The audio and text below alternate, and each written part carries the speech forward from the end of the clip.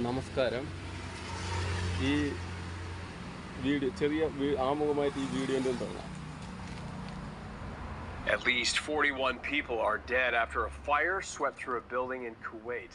Officials say the blaze appeared to be linked to code violations. Local media reported Kuwait's interior minister ordered the arrest of the building's owner during a visit to the site. Scores of workers were living in the building at the time of the fire.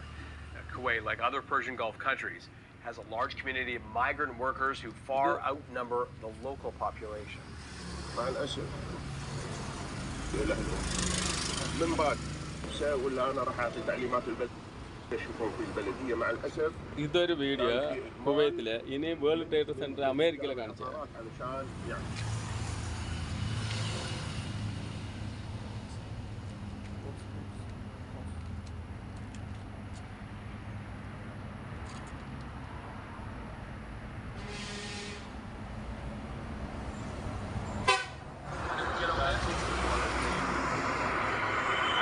ഇത് അമേരിക്കയിലെ video, world trade centre അടിക്കുന്നത്.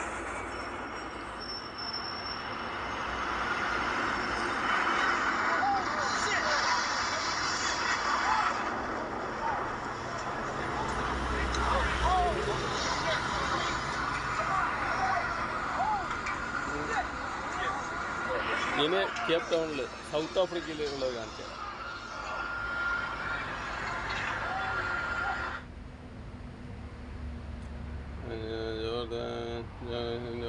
in the South Africa. I mean, the window is even burst.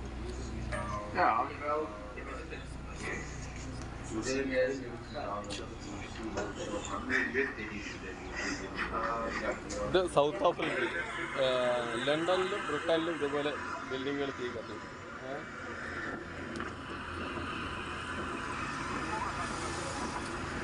ഇത്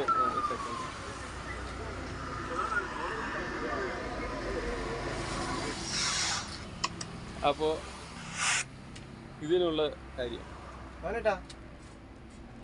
building തീ കത്തുന്നതിന് നമ്മൾ എങ്ങനെ ഒഴിവാക്കാൻ പറ്റും? അതിനകത്ത് കുടുങ്ങിയവരെ നമ്മൾ എങ്ങനെ രക്ഷപ്പെടുത്തും?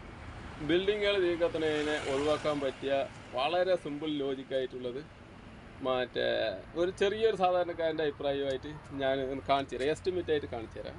വളരെ സിമ്പിളായിട്ട് വെളിയിക്കുക, സമാധാനം.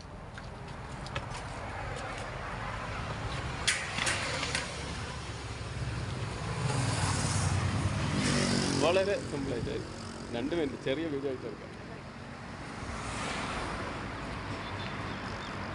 ഈ കൽപ്പടികൾ കണ്ട ഈ ബിൽഡിങ്ങിൻ്റെ മോളിക്ക്, 2ാം നിലയിലേക്ക്, പിന്നെ ഞാൻ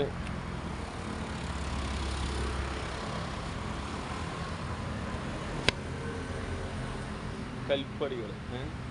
അപ്പോൾ ഈ ബിൽഡിങ്ങുകൾ ഇങ്ങനെ തീ കത്തുന്നതിന് നമുക്ക് സാധാരണക്കാർക്കായിട്ട് വളരെ സിമ്പിളായിട്ട് ചെയ്യാൻ പറ്റിയ ഒരു കാര്യമുണ്ട്. ഈ ബിൽഡിങ് കെട്ടുന്ന സമയത്ത് ഈ നമ്മുടെ എഞ്ചിനീയർമാർ ഇത്തിരി അടുത്ത് നിന്ന് പറയട്ടെ, മൈക്കില്ലാത്തതുകൊണ്ട്. അപ്പോൾ എഞ്ചിനീയർമാർ, പഞ്ചായത്ത്, പിന്നെ മുഖ്യമന്ത്രി, പ്രധാനമന്ത്രി, ബിൽഡിങ്ങിൻ്റെ എല്ലാ ലൈസൻസ് സംബന്ധമായ എല്ലാ കാര്യങ്ങളും കൊടുക്കുന്ന സമയത്ത് ഈ ബിൽഡിങ്ങിൻ്റെ വെളിയിലേക്ക് എത്ര നില, 100 അല്ല, 50 നിലയല്ല, 10 നിലയാണെങ്കിലും 3 നിലയാണെങ്കിലും വെളിയിൽ കൂടെ ഇറങ്ങാനും പിന്നെ കയറാനുമുള്ള സൗകര്യം ചെയ്തിട്ട് ഒരു ബിൽഡിംഗ് കെട്ടുകയാണ് പറഞ്ഞു കഴിഞ്ഞാൽ ഈ ഫയർ നമുക്ക് ഒഴിവാക്കാൻ പറ്റും, തീ ഒഴിവാക്കാൻ പറ്റും. എന്ത് എമർജൻസി ആയിട്ട് വെളിയിലേക്ക് ഇറങ്ങുകയാണെങ്കിലും നമുക്ക് വെളിയിലേക്ക് ഇറങ്ങി വരാനും മോളിക്ക് കയറാനും സൗകര്യമുണ്ട്. എന്ത് ഗ്യാസ് പൊടുത്തെറിച്ചാലും ശരി, എന്ത് ഷോർട്ട് സർക്യൂഷനോ, വയറ് തീ കത്തുക, അടിയിൽ പാർക്ക് ചെയ്ത കാറുകൾ തീക്കത്ത്, എന്താണെങ്കിലും മുകളിലുള്ള ആൾക്കാർക്ക് രക്ഷപ്പെടാൻ ഒരു വഴിയില്ല.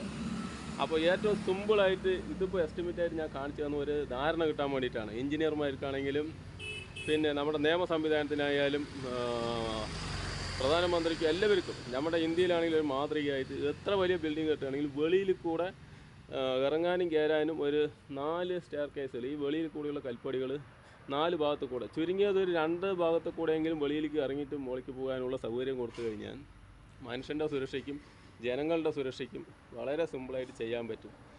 അപ്പോൾ ഇനിയുള്ള ബിൽഡിങ്ങുകൾ കെട്ടുമ്പോഴെങ്കിലും ആലോചിക്കുക, വെളിയിൽ കൂടെ കയറാനും മുകളിലേക്ക് ഇറങ്ങാനുമുള്ള സൗകര്യങ്ങൾ മറ്റേ വിനീതമായിട്ട് ബഹുമാനപൂർവ്വം ഇതാക്കണം. ഞാൻ ചെറിയ വീഡിയോ ആയിട്ട് എഴുതാൻ ചെറിയൊരു സൗകര്യം വെച്ചിട്ട് എടുത്തതാണ്.